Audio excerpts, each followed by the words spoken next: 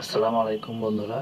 আরএসআইটি task থেকে আমি Mohammad Rezaul Hossain Microsoft Word basic to advance কোর্সের ষষ্ঠ ক্লাসে আপনাদেরকে স্বাগত জানাচ্ছি। আজকে আমরা ইনসার্ট ট্যাবের অধীনে এই রিবনগুলো সম্পর্কে আলোচনা করব। তো প্রথমে আমরা যেটা শিখব কিভাবে একটি কভার পেজ তৈরি করতে হয়, একটি ব্ল্যাঙ্ক পেজ তৈরি করতে হয়, পেজ ব্রেক দিতে হয় এবং কিভাবে আমরা একটা টেবিল তৈরি করতে পারি। তো চলুন প্রথমে দেখে নেই কিভাবে আমরা একটি ব্ল্যাঙ্ক পেজ ইনসার্ট করতে পারি।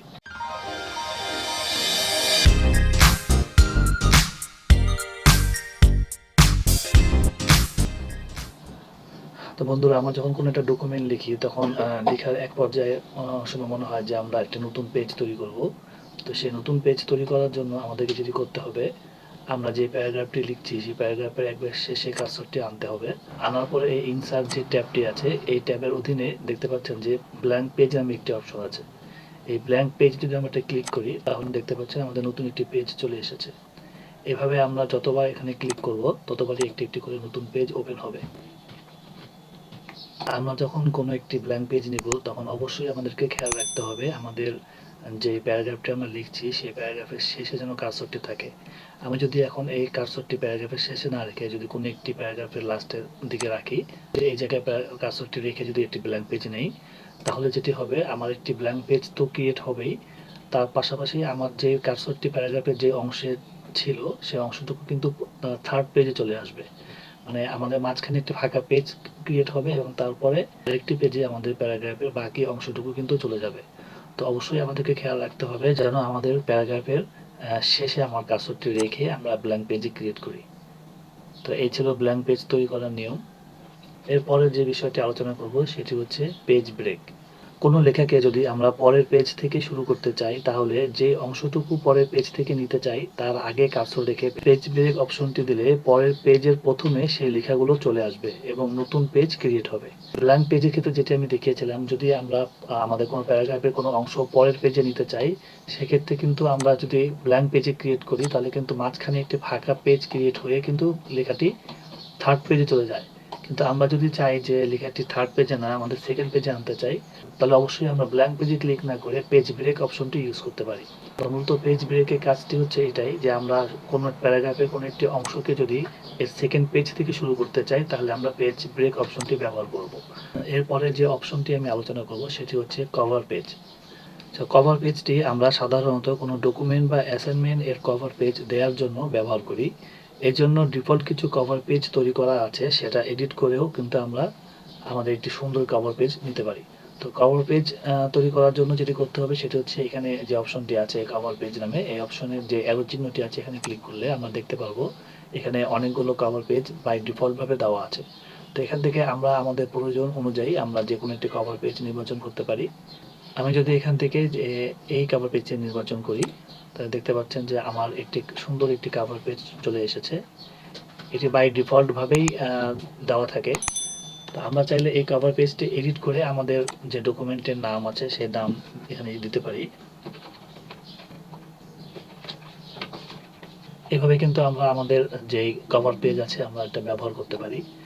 বাই ডিফল্ট ভাবে যে কভার পেজগুলো আছে এগুলো ছাড়া যদি অন্য কোনো কভার পেজ আমরা ইউজ করতে চাই তাহলে আমরা মোর কভার পেজ ফ্রম office.com থেকে আমরা ডাউনলোড করে নিতে পারি। এই জন্য অবশ্যই আপনার পিসিতে নেট কানেকশন থাকতে হবে। এই অ্যারো চিহ্নতে কার্সর রেখে এখান থেকে আমাদের পছন্দ অনুযায়ী যে কোনো একটি ইনসাইড আমরা ইউজ করতে পারি। তো আমি এই ইনসাইডে ক্লিক করি, তাহলে দেখতে পাচ্ছেন যে এখানে আরেকটা নতুন কভার পেজ চলে এসেছে। নাম কিন্তু ঠিকই আছে কিন্তু কভার পেজের যে ডিজাইনটি আছে সেটা কিন্তু চেঞ্জ হয়ে গিয়েছে। এভাবে আমরা আমাদের যে কোনো অ্যাসাইনমেন্ট বা ডকুমেন্টের কভার পেজ খুব সহজেই ব্যবহার করতে পারি। এছাড়াও যদি আমাদের এই কভার পেজটি প্রয়োজন না হয় তাহলে খুব সহজেই আমরা remove current cover page click করে এই কভার পেজটি রিমুভ করে দিতে পারি। তো এই ছিল কভার পেজের আলোচনা। এরপরে যে অপশনটি আমি আলোচনা করব সেটি হচ্ছে টেবিল। আমরা কোনো লেখাকে টেবিলের মধ্যে সাজিয়ে লেখার জন্য বিশেষ করে কোনো নম্বরপত্র, চালান, মার্কশিট, কোটেশন তৈরি ইত্যাদি কাজে টেবিলের ব্যবহার আমরা প্রায় দেখতে পারি। মূলত রো এবং কলামের সমন্বয়ে এক একটি সেল গঠিত হয় এবং অনেকগুলো সেলের সমন্বয়ে একটি টেবিল গঠিত হয়। রো এবং কলাম কাকে বলে তবে সহজ করে বোঝানোর জন্য এই ভূমি বরাবর যে লাইনটি আমরা টানছি এটাকে বলা হচ্ছে রো, এবং আমরা যদি কোনো একটি লাইন এই উপর থেকে নিচে টানি তাহলে এটাকে বলা হচ্ছে কলাম। তাহলে উপর থেকে নিচে আমরা যে লাইনগুলো টানছি এটিকে বলা হচ্ছে কলাম, এবং ভূমি বরাবর যে লাইনগুলো টানছি এটিকে বলা হচ্ছে রো। তাহলে এই রো এবং কলামের সমন্বয়ে যে ফাঁকা ঘরগুলো তৈরি হচ্ছে এই ঘরগুলোকেই বলা হচ্ছে সেল। মূলত রো এবং কলমের সমন্বয়ে গঠিত হয় এক একটি সেল এবং অনেকগুলো সেল মিলে একটি টেবিল তৈরি হয়। টেবিল ক্রিয়েট করার জন্য প্রথমে আমি এখানে ইন্টার চাপ দিয়ে নিচ্ছি কার্সরটি সেকেন্ড লাইনে আনার জন্য। এরপরে আমাদেরকে যেটি করতে হবে এই রিবন অপশন থেকে টেবিল যে অপশনটি আছে এখানে ক্লিক করলে দেখতে পাচ্ছি যেখানে অনেকগুলো ছোট ছোট ঘর আঁকা আছে। তো এই ঘর থেকে আমরা খুব সহজেই আমাদের প্রয়োজন অনুযায়ী আমরা যে কয়টি রো বা যে কয়টি কলাম চাচ্ছি সেই রো এবং কলামের সমন্বয়ে আমরা একটি টেবিল এখান থেকে নিতে পারি। তো এই টেবিল আমরা চাইলে এখান থেকে ইনসার্ট টেবিল যে অপশনটি আছে এটি ব্যবহার করেও আনতে পারি। তো ইনসার্ট টেবিল যদি আমরা ক্লিক করি তাহলে আমাদের সামনে একটি ডায়লগ বক্স আসবে যেখান থেকে আমরা চাইলে আমাদের প্রয়োজন অনুযায়ী কলাম এবং রো নিতে পারি।